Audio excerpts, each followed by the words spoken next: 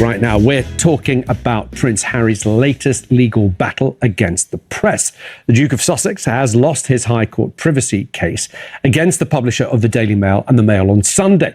So the question is, should he give up or should he keep fighting? Get your calls in now. 0207 862 2222 is the number that you need. Prince Harry and 6 other celebrity claimants alleged that the Associated Newspapers Group used unlawful methods for getting information for stories, but the judge ruled that they needed more convincing evidence before being proven. Now, the Mail says that they have been vindicated. Previously, News Group newspaper paid Harry a substantial damages for serious intrusion by the Sun. And in 2023, Harry won 15 of 33 claims in his case against Mirror Group newspapers. So the question is, should he keep fighting?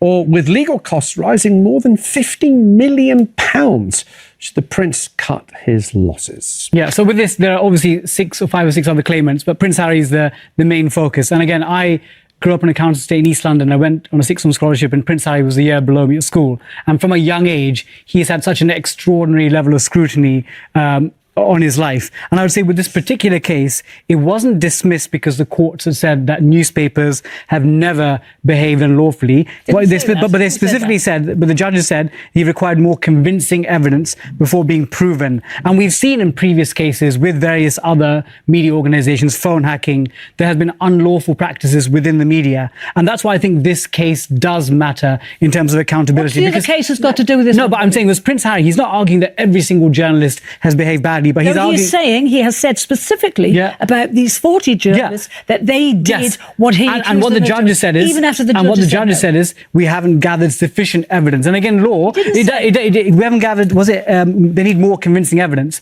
So what the judge is saying is that there might be evidence, but they've not collected it. So I would say with Prince Harry, if he genuinely believes that he was wronged and he thinks there is evidence out there, I think he should, as a matter of principle, continue to fight this case. But who's to say in the next 6 months, 12 months, 15 months, they will gather better quality evidence? They won't. Because if they could have, they would have, and they would have done it. Okay, but if they did, if Harry all of a sudden came across some sort of evidence that the journalist had found out, I think it was the thing that one of the articles he was complaining about was that the paper had found out that him and his ex-girlfriend were spending New Year's apart. It might not be that explosive to some people, but it felt like an intrusion to his personal life. If they find some sort of evidence that was gained unlawfully, shouldn't he bring that back to the court? What about if they find evidence? But shouldn't he bring that back to the court? Well, because that's what the judge was asking for. But here's a prediction: he won't, because it doesn't exist. Then. All right, Ian. Thank you. Sarah's in Gloucestershire. Sarah, welcome to the show. What are your thoughts? Should he continue fighting his case, or should he let it go? If he wishes to fight the case and he can afford to do so, why not? And we have to remember, this is not only Harry. There are other celebrities involved, and everyone seems to be emphasizing on Harry only. The other thing I want to say to your panelist, Carol, I've watched you, Carol, on many Jeremy Vine shows and other programs, and from day one, you have been very anti-Harry. Yes, I am. Carol, yes, you have been. I am. Now, I'm Carol, not saying I am, yes. May I speak, please? I'm just answering what you said. Sarah, go on. Right. What I want to say, Carol, you're a journalist. Mm-hmm.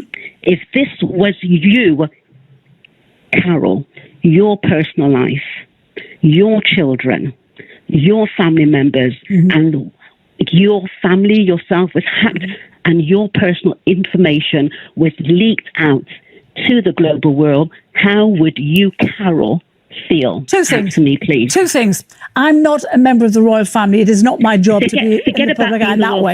Two things. You just told me not to interrupt you. So let me say, I'm going to answer what you just said there. You also said, how would I feel if the press were looking into my family? Well, the difference between me and Prince Harry is I would not write a trashy book slating my family, slating my father, slating Queen Camilla, slating Wills and slating Kate. I would not write that kind of book. Angela is in Bedfordshire. Angela, welcome to the show. What do you think he should do? Hi, I actually think he should 100% carry on the fight. Mm-hmm. He's been vilified since he was a child, pretty much. There are stories that have come out about him when he was a child that he would not have shared normally. It had to have been dug up by people who didn't have proper access to Angela, him. what are you referring to? And when you're referring to him as being a child, are we talking late teens, early 20s? Because actually, wasn't Harry the favourite royal for the longest time? He was. I'm sorry, say that again? Wasn't Harry the favourite royal for the longest time? I mean, me growing up, I think I'm about ages with Harry, and I always remember Harry being the fun one that everybody loved, and he was the sort of prince, the prince of the people. Absolutely, he was, until they went to that party and he was featured wearing the Nazi costume. Now he chose to share I mean, that. he wasn't a child then, but okay. And so... But I think further to that, I think my predominant issue is the fact that the judge in this particular case was once a lawyer for newspapers. He's got a natural bias, and I don't think he was the right person. That's a very dangerous thing to say, Angela, because if we lose our trust in judges, then everybody who doesn't like a decision can find anything in someone's past and go, well, there you go. I mean, we have to trust that judges can sit there and be neutral and actually apply the law. And the judge said, look, you've presented me with all this stuff, but none of it actually proves anything. How can you read? Can you get to a conclusion? The judge is listening to you, Angela, because you're just accusing him of actually fiddling this court case. I hope he's listening. Well, having bias and unconscious bias. Well, it's not an unconscious bias. She's saying it's a very conscious bias. And you can't... I actually think it was a conscious bias, but by the same token, like I said, we are normal people. We are natural people. We all have biases. And I'm sorry, he's worked within the industry for so many years. It's almost impossible, no matter how hard he tries, for him to not have that bias. Squaddies, pull up a chair, because today's story is a masterclass in what happens when ordinary people call into a national radio show and accidentally out-argue the professionals sitting in the studio. We're talking about the Jeremy Vine panel discussing Harry's legal case against Associated Newspapers, and two callers who did something the paid commentators refused to do. They actually engaged with the facts. Let's start with what actually happened in court, because the tabloid machine has already tried to bury the real story under a headline that doesn't match the ruling.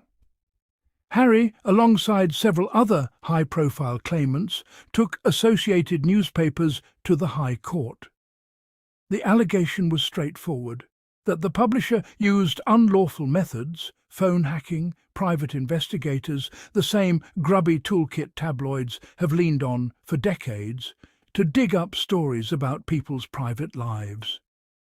The judge's ruling was that the claimants hadn't yet presented enough evidence to prove those allegations. That's it. That's the actual finding. But that is not what got printed.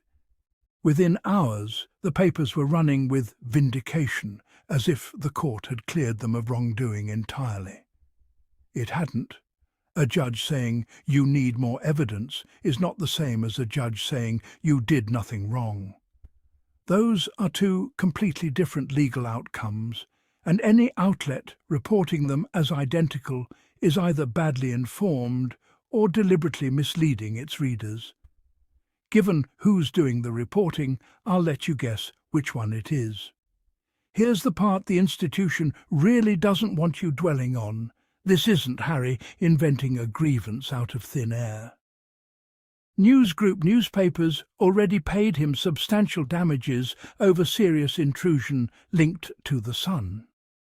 In 2023, in a separate case against Mirror Group newspapers, Harry won on the majority of his claims, a case that exposed, as a matter of proven fact in a UK court of law, that phone hacking was systemic at that publication for years. So when commentators act stunned that Harry believes the press behaved unlawfully toward him, the honest question is, where was that scepticism when the Mirror Group case laid it all out in black and white? This isn't paranoia. It's a documented pattern that Harry has already proven once in court.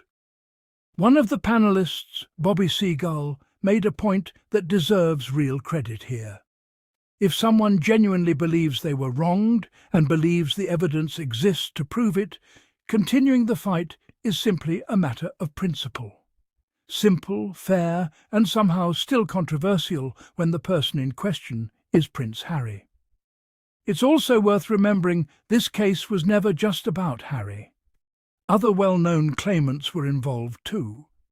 But the coverage fixates entirely on him, because outrage about Harry sells papers in a way that outrage about the others simply doesn't. It's almost fitting. The very institution accused of unlawful news gathering is the one controlling the narrative about the case against it. This is where things get genuinely frustrating. Carol Malone, a panellist with a long track record of criticising Harry at every opportunity, used her airtime not to engage with the legal substance of the case, but to pivot straight into a personal attack on Harry's memoir. A caller, Sarah, pushed back and asked Carol to actually imagine how she'd feel if her own family's private life had been hacked and splashed across the globe for public consumption. It was a direct, human, empathetic question. Carol didn't answer it. She changed the subject entirely. Notice what just happened there, because it's a pattern you'll see over and over if you start looking for it. The second a conversation gets close to actually reckoning with what was done to Harry, the subject magically shifts to how he responded to what was done to him. It's a tidy rhetorical escape hatch, and it's exhausting to watch play out on repeat, appearance after appearance. Sarah was right to call that pattern out directly. Carol has appeared on Jeremy Vine and plenty of other programmes, and her position on Harry has never once wavered from hostility. That's not commentary anymore. That's a career built on a single note. Frankly, panellists like Carol would earn a lot more credibility if they occasionally acknowledged that Harry might have a legitimate grievance, instead of using every single appearance to relitigate his decision to write a book about his own life. Sarah's contribution was one of the sharpest moments of the entire segment. Her point was simple. If Harry wants to fight this case and has the means to do so, that's entirely his right. She was also one of the only voices on the panel to remind everyone that this case involves multiple claimants. Yet somehow the entire conversation and the entire media narrative collapses right back onto Harry alone. That's not an accident. It's what happens when a story is simply more profitable, with Harry cast as the sole main character rather than one of several people seeking accountability. Then came a caller from Bedfordshire named Angela, who said something that too often gets lost in all the noise. Harry has been targeted by the press since he was a child, not since he became difficult, not since he married Meghan, since childhood. Stories about his upbringing surfaced that, in her words, could only have come from people who had no legitimate access to his private life. Sit with that for a second. This is a boy who lost his mother in the most public and horrifying way imaginable, and instead of being shielded, he became a target for it. The host pushed back, asking Angela to clarify whether she meant Harry as a literal child or as a young man in his late teens and early 20s. Angela didn't budge. She reminded the panel of something the current narrative conveniently erases. Harry wasn't always cast as the difficult one. For years he was the nation's favourite, the fun prince, the one people rooted for, the one who showed up at hospitals cracking jokes with sick kids, who poured himself into building the Invictus Games, who the public adored after watching him grieve his mother in front of the entire world. So what actually changed? Did Harry change, or did the press's use for him change? Because the more honest answer is the second one. A compliant royal who plays along with the tabloid machine is useful to that machine. A royal who marries a mixed-race American actress, who speaks openly about his own mental health, who eventually says he won't allow his family to be treated this way anymore, that Royal becomes a target. Not because he did anything wrong, because he stopped being predictable and stopped being profitable in the way the press wanted him to be. Right on cue, the host tried to steer the conversation back toward Harry's Nazi costume incident from years ago, a clear attempt to remind viewers of his worst moment instead of sitting with Angela's actual argument. And to be clear, nobody on this channel is pretending that wasn't a serious lapse in judgment from a much younger Harry. It was. He apologized for it, and he spent the better part of 2 decades demonstrating growth that a lot of his critics still refuse to acknowledge. But watch the tactic here. The moment a caller builds real sympathy for Harry, the conversation gets yanked back to his worst 5 minutes from over 15 years ago. That's not accountability journalism. That's a distraction technique. And Angela saw straight through it, refusing to let it derail her point. Then Angela did something genuinely brave. She raised the fact that the judge presiding over this case had previously worked as a lawyer for newspapers. Her point wasn't that the judge was corrupt. It was that anyone with that professional background might carry some degree of bias, conscious or not, shaped by years spent representing the very industry Harry was suing. This is where the panel came down on her hardest. She was accused of undermining trust in the judiciary, accused of implying the case was rigged, told it was reckless to even raise the question. But here's what's worth sitting with, squaddies. Asking whether a judge's professional background might shape their perspective is not some radical, dangerous idea. It's a completely ordinary question, one raised constantly in legal journalism, academic analysis of the courts, and commentary on political and criminal cases alike. We ask this exact question about judges all the time. So why does it suddenly become off-limits the moment the person asking it is defending Prince Harry? Angela held her ground. She reminded the panel that everyone is human, that bias, conscious or unconscious, exists in all of us, and that someone who spent years working inside an industry can reasonably be expected to carry some residual sympathy for that industry's practices, no matter how hard they try to set it aside. That's not an attack on judicial integrity. That's basic human psychology.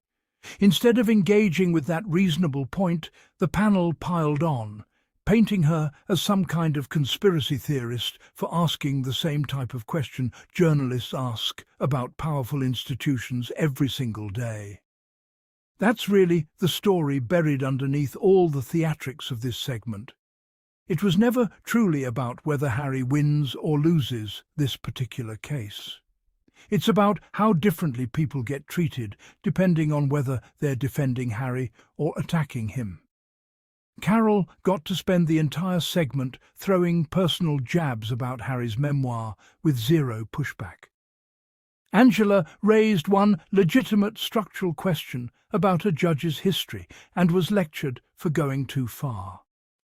That double standard tells you everything about how this story gets covered, night after night, panel after panel. Here's what I want to leave you with. This case was never really about one specific alleged incident, reporting on where Harry and an ex-girlfriend spent New Year's. On the surface, sure, that sounds minor. But that's exactly Bobby Seagull's point from earlier. It doesn't matter how small or explosive a detail seems from the outside. If it was obtained through unlawful means, hacking, deception, paying informants, it represents a fundamental violation of privacy that no one, royal or not, should have to accept as the price of public life. We already know, as proven fact in UK courts, that phone hacking was rampant across the British press for years. Real people had their voicemails hacked. Real families were surveilled. Real lives were picked apart by journalists who felt entitled to unlimited access simply because their targets were famous or connected to someone famous. Harry isn't chasing a phantom. He's pointing at a legal history that already includes his own proven case against Mirror Group. The idea that a judge asking for more evidence somehow erases that broader pattern is frankly convenient revisionism. And that's why this fight matters. Cost be damned. 50 million sounds staggering. It is staggering. But think about what he's actually up against. Media conglomerates with essentially unlimited legal budgets, decades of institutional ties to the legal and political establishment, and a PR machine that can spin even a partial legal setback into a headline that reads like total vindication.